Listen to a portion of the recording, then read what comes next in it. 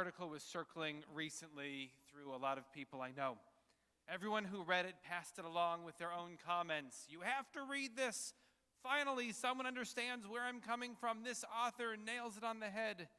It's not the first time that this happened since the beginning of email, when it would be 5 pages of those forward arrows before you actually got to the joke or the article. And before that, too, I'm sure going back to the advent of the printing press, when Gutenberg democratized access to information to readily pass it along to whomever they liked, mimeographing or Xeroxing or typesetting, ideas being shared without anyone doing the research or fact-checking. Each person who got a copy of this article or saw it posted in the town square in the old days took it to be true. I read, or I heard, and formed opinions about the news item. But how do you know if it's true? It's gone in waves. I imagine that it used to be difficult to tell if something was true, if it was just posted in the town square or printed in the local paper. And then with a certain trusted internet site, we had a few decades where we could quickly check to see if something was true, verified, confirmed. And now we're entering a new era where it takes a keener eye, a more discerning read. Articles get forwarded, posted, reposted on social media, even with pictures or videos, and it turns out they have no veracity. But we believe them anyways. It says what I wanted someone to say. It convinces me of a certain rhetoric. I read it, and I took it as the gospel. Maybe not the gospel, maybe like the truth, I should have said. Thank you. When I was a kid, I remember hearing my rabbi, Harold Schulweis, share a parable on this that I imagine many of you have heard before, some version of it, about a boy who spreads rumors about the rabbi. He was convinced after some time to go and see the rabbi and apologize. The rabbi said, I forgive you. There's one thing you have to do. You have to take a pillowcase filled with feathers, go to the top of the hill in the middle of town, and release the feathers. The boy, perplexed, because gosh, rabbis sure are weird, does just this, and he watches the feathers take to the breeze, and he feels like he has accomplished the rabbi's sacred task. He proudly goes back to see the rabbi, and the rabbi says, good job. Now all you have to do is go pick up all the feathers and put them back in the pillowcase. But rabbi, the little boy says, that's impossible. It was a windy day and the feathers flew all over the place. No one could find them all. Aha. Picking up those feathers is like going to everyone who heard the false story and correcting the details. You can apologize to someone you've lied about, but now you have to go out there and tell the truth to everyone you told, and everyone they told, and everyone who overheard. The article in question that was sent around this week was among many written entirely by AI. No one put any thought into it. Nobody did research. It was an algorithm that looked at the contents of the internet and brainlessly chose one word to follow the next to create something that resonated.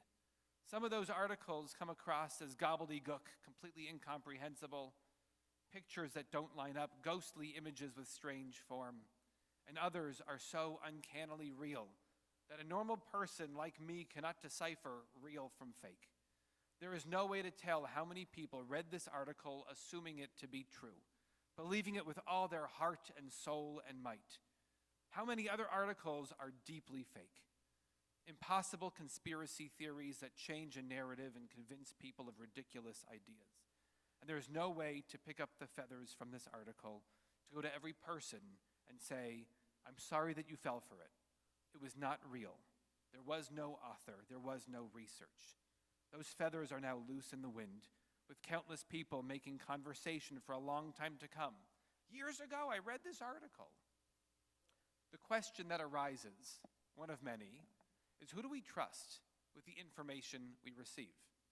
How can we verify if it's real in a world where that distinction is getting increasingly difficult? Tomorrow morning, we read the story of the scouts from the Torah.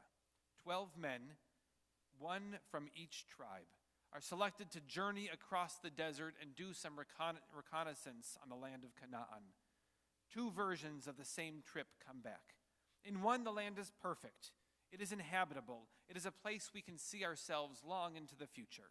In the other, they say, run the other way. For those of us who know human groupthink, it's no shock that the people here fire and brimstone, the worst case scenario, and take that as their truth. They don't compare, they don't question, they don't have a civil debate between the two sides to weigh their options and verify what the other side has said, finding the truth somewhere in the middle. They hear the fear being mongered, and they buy it hook, line, and sinker.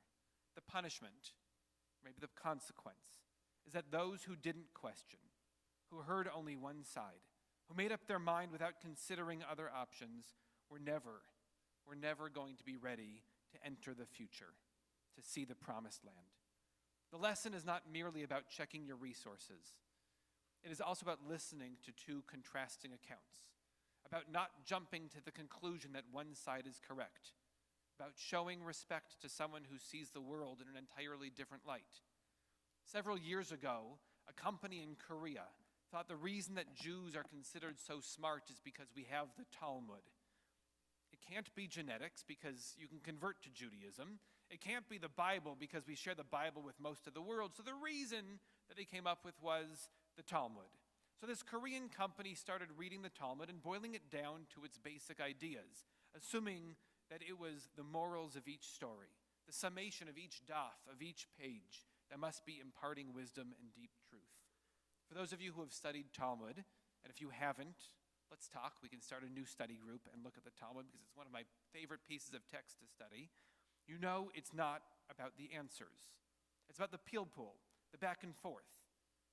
A better edited book might read, Hillel says the following things, and then a generation later, Rabbi Akiva says the following things, and then a generation later, Shmuel and Rav and Abaye, and that is the rule of law. But it's not. If you know Hillel, you likely have heard of Shammai. They were chevruta, they were zugot, they were study partners who almost always disagreed. And Jewish law almost always follows Hillel and almost never follows Shammai. So why do we preserve Shammai? Why does he still make it into our sacred texts? Why do we ever have to read the name of someone whose opinion is always in the minority? This is the Jewish way, listening to multiple opinions and hearing the truth as maybe somewhere in the middle, verifying the sources of the information and citing those sources. In Hebrew, this ideal is called B'Shem Omro, letting us know where the idea came from. It's an ancient form of bibliography. It allows us to see the humanity in the other, even in the person we disagree with, especially in the person we disagree with. May this Shabbat lead us to seek out the truth, even when we disagree with it, and to question anything that says what we already believe. May this be a Shabbat for you, for me, for our community, and for the world, a Shabbat of growth. Shabbat Shalom.